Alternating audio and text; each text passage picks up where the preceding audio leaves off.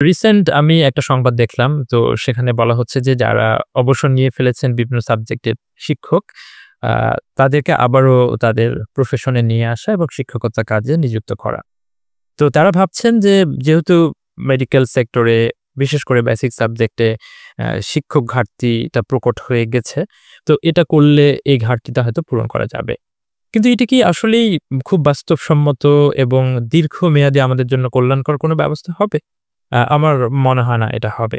বরং যেটা দরকার সেটা হচ্ছে যে তরুণ চিকিৎসকদেরকে কিভাবে এই চিকিৎসা পেশায় আরো সামনের দিকে এগিয়ে নিয়ে আসা যায় সেদিকে মনোযোগ দেওয়া। প্রচুর চিকিৎসক আছেন যারা তার নিজস্ব সাবজেক্টে পোস্ট গ্র্যাজুয়েশন পড়াশোনা শেষ করে অপেক্ষা করছেন যে কখন তারা টিচিং এর সুযোগ পাবেন। আমি বলব যে তারা মুখিয়েও আছেন। কিন্তু তাদের পদোন্নতি হচ্ছে না, তাদের নিয়োগ হচ্ছে না। বেসরকারি প্রতিষ্ঠানগুলোতে যে সাবজেক্টে যতটা টিচার থাকার কথা অনেক মেডিকেল কলেজেই নেই।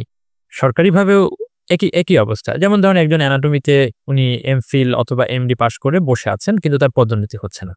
তো তাকে পদোন্নতি না দিয়ে আপনি চিন্তা করছেন যে তার শিক্ষকতার জায়গায় যিনি অবসর নিয়ে ফেলেছেন তাকে নিয়ে আসা।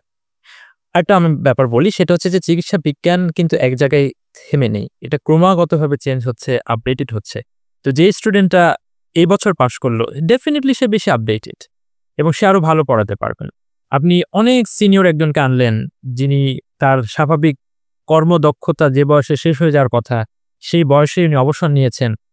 তার কাছ থেকে আপনি আবার নতুন করে অনেক কিছু নতুনভাবে পেতে চাচ্ছেন। আমার মনে হয় না যে এই চাওয়া এবং এটা যৌক্তিক এবং এটা আমাদের শিক্ষা ব্যবস্থাকে সামনে তো আগাবেই না, বরং আরো পিছিয়ে নিয়ে যাবে। যেটা করা দরকার সেটা হচ্ছে তরুণদেরকে সুযোগ করে দেওয়া দরকার এবং তাদেরকে পদোন্নতি দিয়ে, তাদেরকে পোস্টিং দিয়ে, তাদেরকে কাজে লাগিয়ে এই চিকিৎসা ঘাটতি, শিক্ষক ঘাটতি এই সমস্যাটা খুব সুন্দরভাবে সমাধান করে ফেলা সম্ভব।